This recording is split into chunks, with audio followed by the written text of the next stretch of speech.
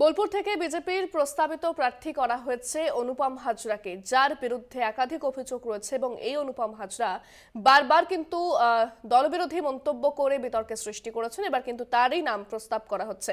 এ বিষয়ে বিস্তারিত কথা বলবো। আমাদের সঙ্গে সরাসরি রয়েছেন প্রতিনিধি মনা বীরবংশী। মনা, অনুপম হাজরার নাম সামনে আসতেই কিন্তু একেবারে শোরগোল পড়ে গিয়েছে, কেননা এই অনুপম হাজরা কিন্তু একাধিকবার দলের বিরুদ্ধে কথা বলেছেন, বিজেপি নেতৃত্বকে কাঠগড়ায় তুলেছেন, তবে তাকেই কিন্তু তার নামে কিন্তু প্রস্তাব করা হচ্ছে।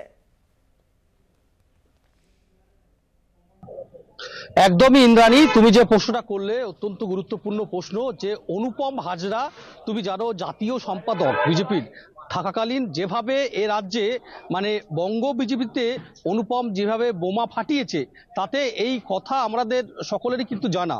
তুমি জানো যে রাজ্য সভাপতি থেকে শুরু করে জেলার যারা সভাপতি, সাংগঠনিক জেলা সভাপতি, তাদের বিরুদ্ধে দুর্নীতির অভিযোগ তুলে কার্যত অনুপম সরব হয়েছিল বিজেপির নিজেদের অন্দরের মধ্যে খুব স্বাভাবিকভাবেই।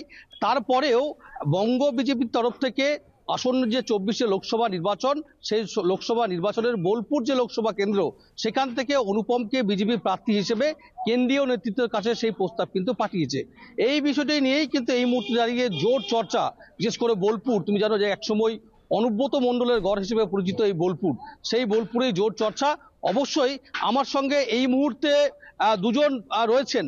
একজন হচ্ছেন বিজেপি নেতা, বোলপুর সাংগঠনিক জেলার যিনি তপশিলি মোর্চার সভাপতি শিশির দাস। অন্যদিকে আমার বাঁ দিকে আমাদের সঙ্গে রয়েছেন সুব্রত মণ্ডল, তৃণমূল নেতা। আমি প্রথমেই অবশ্যই চলে যাব, আর আমার সঙ্গে শিশির দাস রয়েছে। শিশির বাবু, প্রথমত হচ্ছে রাজ্য বিজেপি নেতৃত্ব বলল কেন্দ্রকে যে অনুপম হাজরা সে বোলপুরের লোকসভা যে কেন্দ্র, বোলপুর লোকসভা কেন্দ্র ধরে বিজেপি প্রার্থী, কি বলবেন? বিশ্বাস করতে পারছেন এটা প্রথমত? আর আদৌ কি সে সিলমোহর পড়বে, বা যদি সে প্রার্থী হয় শেষ মুহূর্ত পর্যন্ত, তাহলে তার জন্য কি আপনারা ঝাঁপিয়ে পড়বেন বা বাড়তি কি সুরক্ষিত হবেন? প্রথমে কলকাতা টিভিকে আমার অনেক ধন্যবাদ জানাই। তারপরে যেটা বলতে চাইছে, আপনি যেটা বলেন অনুপম হাজরা সম্ভাব্য প্রার্থী বোলপুর লোকসভা বিধানসভার, দেখুন আমাদের সবথেকে বড় ব্যাপার হচ্ছে যে আমাদের সেন্ট্রাল নেতৃত্ব যা ঠিক করে দেবে আমাদের প্রত্যেকটা কার্যকর্তাকে তাই মানতে বাধ্য। এটা প্রথম আমাদের একদম এজেন্ডা। 2 নম্বর হচ্ছে আমরা ভারতীয় জনতা পার্টি সিম্বলে বিশ্বাস করি, আমাদের পদ্মফুলকে বিশ্বাস করি। ম্যান কে অনুপম হাজরা, কে শিশির দাস, কে এটা আমরা কখনো দেখি না। আমাদের নেতৃত্ব ঊর্ধ্বতন আমাদের নেতৃত্ব যারা আছেন বা সেন্ট্রাল নেতৃত্ব যারা আছেন, যারা যাকে সিলমোহর দেবেন তাকে আমরা মেনে নেব। তার পক্ষে কি বলবেন শিশির বাবু?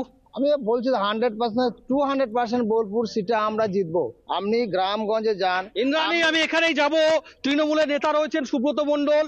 সুব্রত বাবু, শিশির বাবু বলছেন, বিজেপির নেতা যিনি বলছেন বোলপুর লোকসভা কেন্দ্র থেকে অনুপমকে দাঁড় করালে জিতবে 100%, এই যে কনফিডেন্ট, কি বলবেন? এটা সর্বৈব বা অবাস্তব একটা কথা। প্রথমত হচ্ছে অনুপম হাজরা কোনোদিনই বিশেষভাবে রাজনৈতিক ব্যক্তিত্ব ছিল না। অনুপম হাজরা তৃণমূলের টিকিটে উনি এমপি হয়েছিলেন, এইটুকুই ওনার পরিচিতি। সেই নিরিখে আমরা যদি দেখি যে এখন যদি অনুপম হাজরা দল পাল্টে বিজেপি হয়েছেন, এখন আবার উনি নানা দিক থেকে শোনা যাচ্ছে উনি আবার বিজেপিতে একটু বেলাইনে হাঁটছেন, তাহলে ওনার রাজনৈতিক স্ট্যান্ড পয়েন্টারই ঠিক নেই। তারপর উনি বিগত 5 বছর তৃণমূলের এমপি ছিলেন, এখন উনি যদি আবার বিজেপির এমপি টিকিট পান, হাইপোথেটিক্যালি আমি যদি ধরেই নিই, তাহলে তৃণমূলের আরো সুবিধা হবে। এবং আমরা মামাটি মানুষের নেত্রী মমতা বন্দ্যোপাধ্যায়ের নেতৃত্বে যেভাবে উন্নয়নের ধারা পশ্চিম বাংলা তথা বীরভূম জেলায়, আমরা দেখতে পাচ্ছি যে সুব্রত মণ্ডল বলছে যে অনুপমের ব্যক্তি নিজস্বতা নেই, সংগঠন নেই, ফেস ইমেজ যতই হোক জিততে পারবে না, কি বলবেন? আপনি হয়তো আমার দাদা হয়, আমাদের একই কলিগ, উনি আমার প্রশ্নটা বুঝতে পারেন, আমার অ্যান্সারটা আমি বলেছি ভারতীয় জনতা পার্টি যে সিম্বল দেবে, যাকে দেবে তাকে নিয়ে আমরা চলবো। অনুপম হাজরা কোনো ম্যাটার নয়, এবং কে তার মতামত জানাতে পারে না আমার ব্যাপার নয়। ব্যাপারটা যে ভারতীয় জনতা পার্টি আমাদের সেন্ট্রাল নেতৃত্ব যা ঠিক করে দেবে এবং সিম্বল যার কাছে থাকবে তাকে আমরা মেনে চলবো, এবং বোলপুর লোকসভায় আমরা 200% জিতবো। অনুপম বলছে যে আপনার রাজ্য সভাপতি সুকান্ত মজুমদার, আপনার সেক্রেটারি, জেনারেল সেক্রেটারি যিনি আছেন অমিতাভ চক্রবর্তী, এবং আপনারা যারা জেলা সভাপতি আছেন, আপনারা চোর মুক্ত বিজেপি চাই, অনুপম বলছে, কি বলবেন? আচ্ছা, কোনো একটা ম্যান, শুধু একটা ম্যান যদি বলে দিলে যে চোর, সে চোর হয়ে যায়? আপনি বলুন না, প্রমাণ দেখান। এটা আমরা বলছি না, অনুপম বলছে। অনুপম ব্যক্তি বিশেষে কি বললে আমার কাছে ম্যাটার করে না। আমার বক্তব্য হচ্ছে যে সেন্ট্রাল নেতৃত্ব কে আম আদমি যদি বলে চোর তাহলে মেনে নেবো। এখন শুনুন, কোন ব্যক্তি নিজেকে হাইলাইট করার জন্য অনেক কিছু বলতে থাকে, যেহেতু এটা বিজেপির ইন্দ্রাণী, বিজেপির গৃহযুদ্ধ তৃণমূল আসন্ন লোকসভা নির্বাচনে বোলপুর কেন্দ্র থেকে কতটা ফায়দা তুলতে পারবে? আমি সুব্রত বিজেপির একজন সম্ভাব্য প্রার্থী বলে যার নাম শোনা যাচ্ছে, তিনিই যদি পশ্চিমবঙ্গ রাজ্য বিজেপিকে চোর আখ্যা দেন, তাহলে এর থেকে দুর্ভাগ্যের আর কি হতে পারে? এখানেই তৃণমূল কংগ্রেস আগেই জয় জয়কার হয়ে গেছে। আমাদের নির্বাচনে যদি এই প্রার্থী দাঁড়ায়, তাহলে তার সর্বশান্তভাবে আমরা তাকে জামানত বাজেয়াপ্ত করে ছাড়বো এবং তৃণমূল কংগ্রেস বোলপুর লোকসভা কেন্দ্রে আগামী দিনে প্রায় 3 লক্ষ ভোটে এখান থেকে জয়লাভ করবে, এটা আমরা আশা রাখি। শিশিরদা কি বলবেন? উনি অবাস্তব চিন্তা করছেন। চোর কারা গোটা পশ্চিমবঙ্গ জনতা জেনে গেছে। চোর কারা, কয়লা চুরি, বালি চুরি, রেশন চুরি, গরিবের রেশন সেটা চুরি করেছে গোটা পশ্চিমবঙ্গবাসী জানে। এবং ভারতবর্ষে আমাদের নাম অমিত শাহ যে 35টা সিট বেঁধে দিয়েছে, আমরা 40টা সিটে জিতবো 42-এর মধ্যে, এটা আপনার নিশ্চিত থাকুন। কারণ বেকার ছেলেরা রাস্তায় 1000 দিন পেরিয়ে গেছে, তাদের কোনো সুরা হয়নি। মাস্টার ডিগ্রি থেকে শুরু করে পিএইচডি হোল্ডার পর্যন্ত অনুভব বলছে আপনারা চোর। আরে অনুভব হাজার মেটার নয়, অনুভব কেলেঙ্কারি দেখেছি, আমরা নোটবন্দি কেলেঙ্কারি দেখেছি, আমরা রাফায়েল কেলেঙ্কারি দেখেছি। এখানে পশ্চিম বাংলায় যে সকল কেলেঙ্কারির কথা শোনা যায়, তার থেকে বহু গুণ 10,000 20,000 গুণ কোটি টাকার আমরা কেলেঙ্কারি কেন্দ্রের আমরা দেখেছি। এবং কেন্দ্রের যে জনবিরোধী নীতি, যে কৃষক বিরোধী নীতি, যে শ্রমিক বিরোধী নীতি, যে সাধারণ মানুষের জন্য যারা কাজ করে না, শুধুমাত্র সাম্রাজ্যবাদী এবং ধর্ম নিয়ে যারা রাজনীতি করে, সেই দল পশ্চিম বাংলায় অন্তত জয়লাভ করতে পারবে না। পশ্চিম বাংলা শান্তির জায়গা, কৃষ্টির জায়গা, সংস্কৃতির জায়গা, সম্প্রীতির জায়গা। এখানে ধর্মের কোনো ভেদাভেদ নেই, হিন্দু মুসলিম এক, আমরা সবাই মিলে লড়াই করি।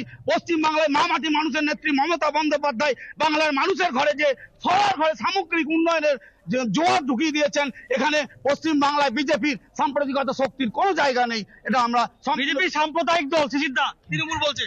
ওনার বক্তব্য, উনি ওনার মতামত জানাতে পারেন। আপনি ভাবুন, পশ্চিমবঙ্গে 2011 পর থেকে সাম্প্রদায়িক তাস কে খেলেছে? আপনারা জানেন, আমরা হিন্দুত্ববাদীদের প্রথম থেকে এজেন্ডা ছিল, কিন্তু পরবর্তীকালে আমরা সেটা মোবিলাইজ করে দিয়েছি এবং আমরা সবকা সাথ সবকা বিকাশ। আচ্ছা আমি বলুন তো, আজকে ভারতবর্ষে প্রত্যেকটা ঘরে ঘরে ছাদকে দিয়েছে, বলুন মুসলিম বলে বাদ গেছে, হিন্দু বাদ গেছে? 1 মিনিট আমি বলতে দাও, আমাকে বলতে দাও। প্রকল্পের নকল করে আজকে কেন্দ্র সরকার সেই সকল প্রকল্প আরে কে প্রকল্প নকল করেছে? মমতা দি নকল করেছে। শুনুন, আপনাকে বলতে হবে না, গোটা ভারতবর্ষে পশ্চিমবঙ্গের যে করাপ্টের রাজ্যে পরিণত হয়েছে জাস্ট মমতার দি জন্য।